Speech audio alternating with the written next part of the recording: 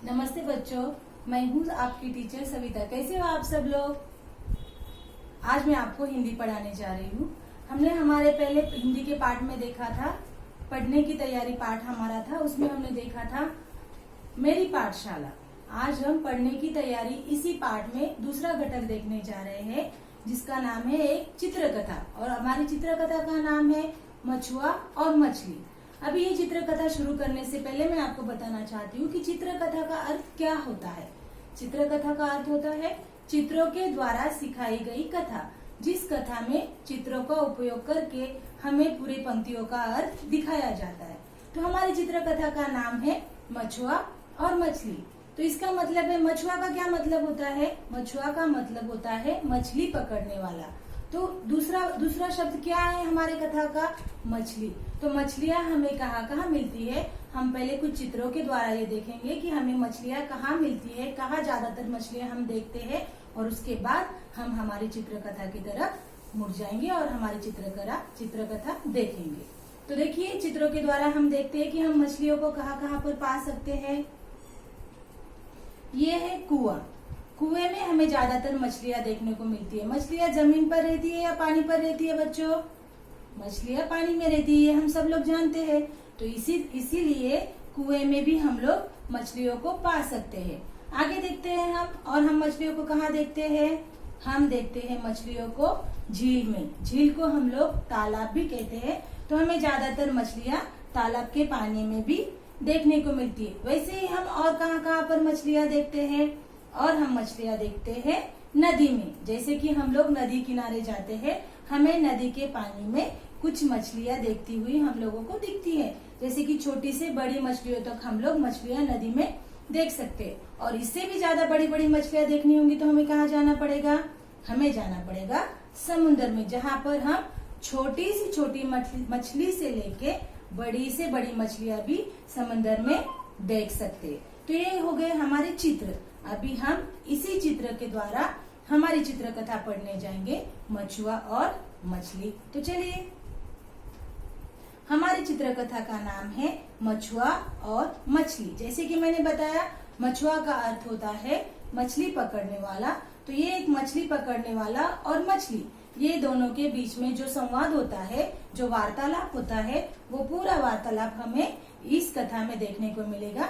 तो चलिए, अब पहले हम पंक्तियां पढ़ेंगे, उसके बाद चित्र के द्वारा हम उसका अर्थ भी सीखेंगे। हमारी कविता की शुरुआत होती है, मछुआ धरे जाल कंधे पर, नदी किनारे आया, जल में तिरती देख मछलियां, मन ही मन हर्षाया। मछुआ धरे जाल कंधे पर, इसका मतलब क्या होता है? मछुआ अपने कंधे पर जाल पकड़कर कहाँ आया है? नदी किनारे। हमने अभी देखा कि हमें कहाँ पर मछलियां मिलती है? नदी में। तो मछुआ नदी किनारे क्यों आया था?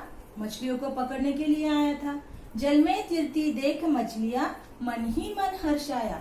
मछलियों को मछली पकड़नी थी, इसलिए उसने जैसे ही नदी के जल में मछलियों को तैरते देखा, वो क्या हो गया? मन ही मन में हर्षाया, मतलब आनंदित हुआ।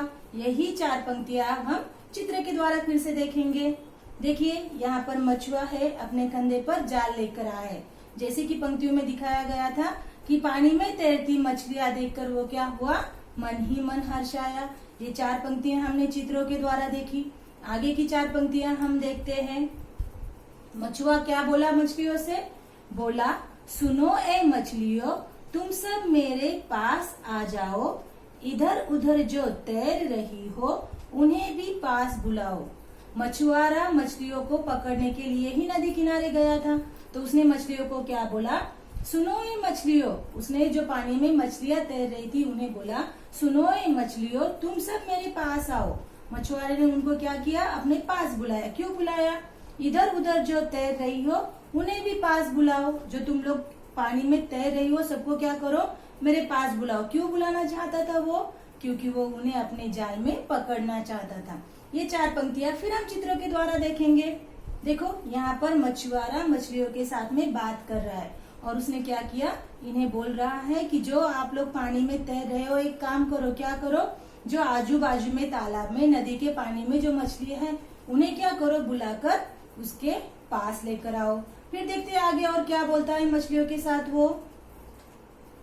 अच्छा चारा लाया हूँ मैं, खाकर पी लो पानी, मेरे जैसा कभी न देखा, होगा तुमने महादानी। मछलियों ने क्या किया, मछलियों को फंसाने के लिए उसने क्या बोला, अच्छा चारा लाया हूँ मैं, मैंने तुम लोगों के लिए क्या लाया है, अच्छा चारा। चारा का मतलब क्या होता है, खाने की चीजें। जैसे ही हम लोग जानवरों को, प्राणी मात्रा को जो खिलाते हैं उसे चारा बोलते हैं। तो उसने क्या बोला कि मैंने अच्छा चारा लाया है, जो चारा खा पी कर तुम क्या करो, पानी पी लो, मेरे जैसा कभी न देखा, होगा तुमने महादानी। मैं तुम लोगों को चारा दे रहा हूँ तो मैं क्या हूँ, महादानी। महादानी का मतलब क्या होता है, दान पुण्य करने वाला इंसान। उसने बताया कि मैं तुम लोगों को चारा दे रहा हूँ, इसका मतलब मैं बहुत अच्छा इंसान हूँ। लेकिन वो अच्छा था क्या, नहीं था। उसे क्या करना था, मछलियों को पकड़ना था। अभी ये 4 पंक्तियां हम फिर से चित्रों के द्वारा देखेंगे।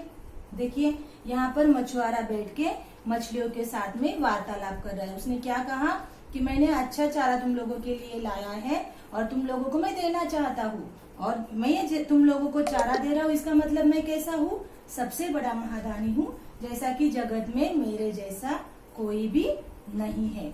देखते हैं आगे 4 पंक्तियों में क्या बातचीत होती है। फिर से बोली मछली। अब तक तो मछुआ बात कर रहा था, लेकिन अब मछलियों ने बात करना शुरू किया है। क्या बोली, बोली मछली, मछुआ दादा चारा रखो अपने पास, हमें जाल में यहाँ फंसाने की ना होगी पूरी आस। मछुए से ज्यादा समझदार कौन थी, मछली थी। मछली की ये समझ में आया कि मछुआ चारा देकर क्या करना चाहता है, उन्हें अपनी जाल में पकड़ना चाहता है। उसके ऊपर मछली क्या बोली, मछुआ दादा, अरे ओ मछुआ दादा चारा रखो अपने पास, तुमने जो चारा लाया है वो चारा तुम क्या करो, अपने पास ही रखो, हमें जाल में यहाँ फंसाने की न होगी पूरी आस। तुम जो मीठी बातें बोल रहे हो, जो चारा लाया हो, ये सबके पीछे क्या है, तुम मीठी बातें बोलकर हमें क्या करना चाहते हो, जाल में फंसाने की इच्छा रखकर यहाँ पर आए हो। आस का मतलब क्या होता है, इच्छा, अपेक्षा। ये 4 लाइनें फिर चित्रों के द्वारा देखेंगे। देखिए यहाँ पर मछलियां जो है वो मछुए से बात कर रही, क्या बोल रही है वो, कि मछुआ दादा तुमने जो चारा लाया है वो चारा तुम्हारे पास ही रखो, क्योंकि तुम चारा देकर हमें पकड़ने की इच्छा से यहाँ पर आए हो। इसका मतलब मछुए से ज्यादा कौन समझदार थी, मछलियां। वो चारा खाने की लालसा से आई क्या, नहीं आई। उन्होंने मछुए दादा को बोला कि तुम्हारा चारा तुम्हारे पास रखो, क्योंकि तुम हमें पकड़ना चाहते हो। इसके उपरांत मछुआ क्या बोलता है, फिर देखते हैं हम आगे। छली और कपटी ओ मछुए, यहाँ पर मछलियां ही बात कर रही है। छली और कपटी ओ मछुए, दानी बनकर आए हो, कंधे पर रख जाल यहाँ पर, हमें फंसाने आए हो। उतनी बातें होने के बाद मछली ने आगे क्या बोला कि छली और कपटी ओ मछुए। छली और कपटी का मतलब क्या होता है, जो इंसान दिल में कुछ अलग बात सोचता है और बोलता कुछ अलग है, दूसरों के सामने कुछ अलग पेश करता है, उसे क्या बोलते हैं, छली कपटी। जैसे कि मछुआ अपने मन ही मन में ठान के आया था कि उसे मछलियों को पकड़ना था, लेकिन वो मछलियों को फंसाने के लिए उनके साथ मीठी मीठी बातें कर रहा था। यही बात मछलियां जान गई। उन्होंने क्या कहा, छली और कपटी ओ मछुए, दानी बनकर आए हो, कंधे पर रख जाल यहाँ पर, हमें फंसाने आए हो। छली और कपटी मछुए, तूने क्या किया है, दानी बनकर हम लोगों को फंसाने की कोशिश की है, और कंधे पर जाल लेकर आए हो, तो तुम लोग हमें फंसाना चाहता है। तू क्या करना चाहता है, मछुए हमें फंसाना चाहता है, लेकिन हम फंसेंगे क्या, मछलियां फंसने वाली थी क्या। देखते हैं हम ये 4 लाइन हम चित्रों के द्वारा देखते हैं। देखिए ये मछलियां जो है वो मछुए को कपटी और क्या कह रही है, कपटी और क्या बोला उन्होंने, छली। छली और कपटी ओ मछुए, छली और कपटी ओ मछुए, तू जो हमारे पकड़ने की आस लेकर आया है, तो तू हम लोगों को पकड़ नहीं पाएगा, क्योंकि हम लोग तेरा इरादा समझ चुके हैं। देखते हैं आगे 4 लाइनों में मछुआरा क्या करता है फिर।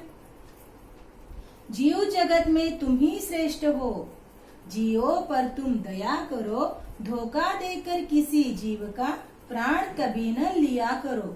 मछलियां और भी उसे बातें सुना रही है। मछली ने क्या कहा, जीव जगत में, इस पूरे संसार में, पूरे जगत में भगवान ने सिर्फ मनुष्य को ऐसे बनाया है जो कि सब प्राणियों में, सब लोगों में क्या है, बुद्धिमान है। भगवान ने उसे बुद्धि दी है, इसलिए मनुष्य प्राणी जो है वो पूरे जीव जगत में क्या है, श्रेष्ठ है। श्रेष्ठ का मतलब क्या होता है, महान है। जीव जगत में तुम ही श्रेष्ठ हो, जियो पर तुम दया करो। जीव जगत में तुम क्या हो, सबसे श्रेष्ठ हो, इसलिए तुमने क्या करना चाहिए, जीव जगत पर दया करनी चाहिए। प्राणी मात्राओं पर क्या करनी चाहिए, दया करनी चाहिए। धोखा देकर किसी जीव का प्राण कभी न लिया करो। इस तरह से धोखा देकर कभी भी किसी प्राणी मात्रा का क्या करना चाहिए, प्राण नहीं लेना चाहिए, किसी को फंसाना नहीं चाहिए। ये 4 पंक्तियां चित्रों में कैसे दिखाई गई है हम देखते हैं। देखिए, मछलियां और भी मछलियों के बातें सुना रही है और मछुआ सारी बातें सुन रहा है। मछलियों ने क्या कहा उसे कि जीव जगत में तुम सबसे श्रेष्ठ प्राणी हो, इसलिए किसी को भी फंसाकर, किसी के साथ भी झूठी बातें कर किसी का प्राण नहीं हरना चाहिए या किसी को फंसाना नहीं चाहिए। देखते हैं आगे क्या होता है फिर। सुन मछली की बातें मछुआ, मन ही मन शर्माया, लौट पड़ा चुपचाप वहाँ से, सीधे घर पर आया। देखिए क्या हुआ फिर। जैसे ही मछलियों ने उसे कहा कि तुम जीव जगत के सबसे महान, सबसे श्रेष्ठ प्राणी हो, तुमने इस तरह से हमारे साथ झूठी बातें बोलकर हमें फंसाने की आस रखी है, ये अच्छी बात नहीं है। जीव जगत पे तुम लोगों ने क्या करना चाहिए, प्राणी मात्राओं पर दया करनी चाहिए। इस तरह से झूठी बातें बोलकर किसी को फंसाकर किसी का प्राण नहीं हरना चाहिए। ये सारी बातें सुनकर क्या हुआ, मछुआ मन ही मन में शर्माया। सुन मछली की बातें मछुआ, मन ही मन शर्माया। उसे अपने आप पे क्या आई, शर्म आई कि अरे मैं कितना गलत काम करने जा रहा था। लौट पड़ा चुपचाप वहाँ से, सीधे घर पर आया। उसे क्या हुआ, अपनी बातों का पछतावा हुआ कि वो जो मछलियों के साथ मीठी बातें कर उन्हें पकड़ने की आस लेकर वहाँ पर गया था, उसे समझ में आया कि मैं गलती करने जा रहा था। फिर उसे अपने आप पर शर्म आई और वो अपने घर पर चुपचाप लौट आया। अभी ये देखते हैं हम चित्रों में कैसे बताया गया है। देखिए, फिर हमें चित्र बताया गया है, ये मछुआरे का घर है और मछुआरा शर्मिंदा होकर नीचे मुंडी कर किस तरह से अपने घर पर वापस लौटा है। तो ये थी हमारी आज की चित्रकथा। तो चित्रकथा से हमें क्या सीख मिली, हमें क्या बोध मिला इस चित्रकथा से? इस चित्रकथा से हमें ये बोध मिला कि मनुष्य प्राणी को भगवान ने सबसे श्रेष्ठ और बुद्धिमान प्राणी बनाया है। तो किसी भी मनुष्य ने कभी भी किसी प्राणी मात्रा का प्राण लेना नहीं चाहिए। भगवान ने हमें वो हक नहीं दिया है। तो देखिए, अभी लॉकडाउन चालू है बात, तो सब हम लोग देखते हैं, रास्ते में कुत्ते हैं, गाय को देखते हैं हम लोग। तो छोटे छोटे बच्चे क्या करते हैं, चलते चलते कुत्ते को पैर मारते हैं या पत्थर मारते हैं, उन्हें जख्मी करते हैं। ये अच्छी बात होती है क्या? नहीं। तो आप लोगों ने ऐसा बिल्कुल नहीं करना। गाय दिखती है रास्ते में तो आप लोग क्या करना है, घर में अगर कुछ रोटी वगैरह बची तो गाय को देना है, कुत्ते को देना है। इस तरह से हम प्राणी मात्रा पर दया कर सकते। तो हमें इस कहानी में यही सीख दिखाई गई है कि हमें प्राणी मात्राओं पर दया करनी चाहिए, उन्हें किसी भी तरह से कोई भी नुकसान नहीं पहुंचाना चाहिए। तो ये हो गई हमारी आज की चित्रकथा। आगे के वीडियो में हम कुछ नया लेकर फिर मिलेंगे। धन्यवाद।